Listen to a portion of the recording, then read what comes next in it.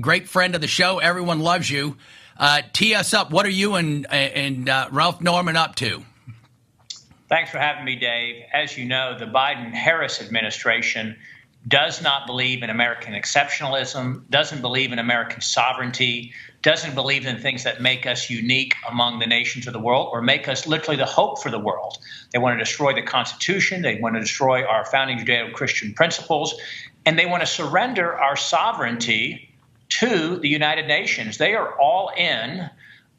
There's a UN summit going on this very weekend, where they're going to be voting to change from a cooperative entity to a governing entity.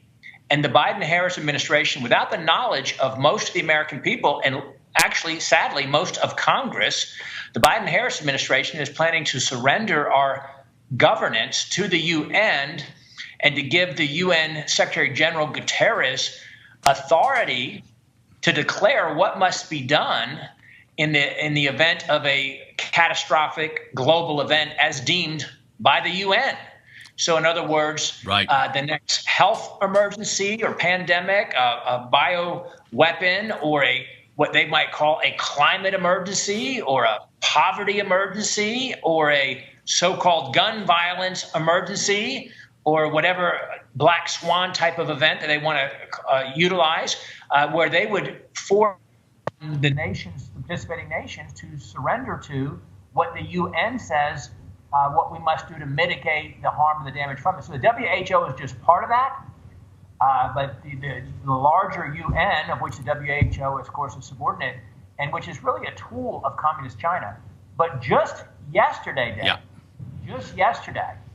the UN voted to require Israel to surrender strategic territory to its enemies within the year, was to make it impossible for Israel to defend themselves.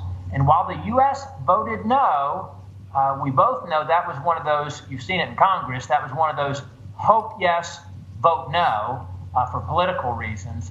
And so we are down that slippery slope. It's very dangerous. And I say often, Dave, and thanks for bringing it up today, this is the issue, the most important issue that's getting the least amount of attention relative to its importance.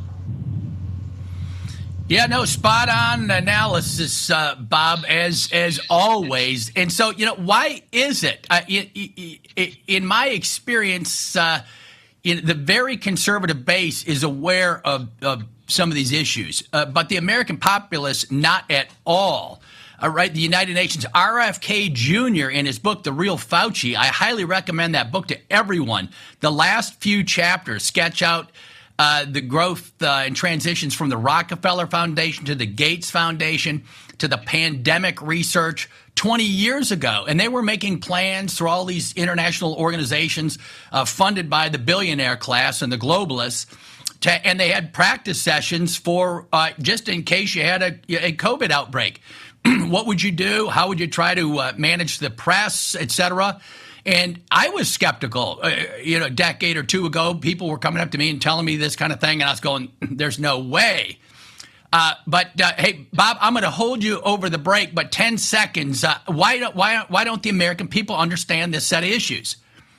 Because it's not being covered, with the exception of entities like the War Room and people like yourself. It's not being covered. It's not even being covered by the major so-called conservative networks and so forth. And so the American people simply don't know about it. And they're hearing about the border, they're hearing about the debt, they're hearing about the election, and they're hearing about some national security issues, not this.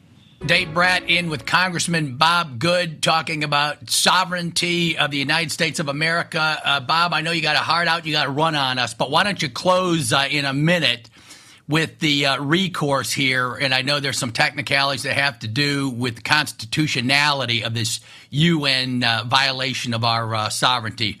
Bob Good, fire away. As you know, the WHO, again, a sub-entity of the UN, was a tool of Communist China during the COVID or the China virus situation. They parroted the talking points of China. They covered up for China. So we obviously need to defund them, withdraw from the WHO, as President Trump did last time, and hopefully President Trump will be our president and do that again this time.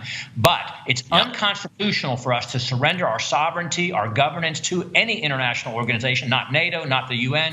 You know from your time in Congress, we swear an oath to the Constitution Constitution, not to the United Nations. And man. this is a bad treaty. We ought not to enter it because it really is a treaty, not an agreement. It should require Senate ratification at a minimum, or the Senate to disapprove of course, at a minimum. The American people need to know about what the Biden-Harris administration is trying to do.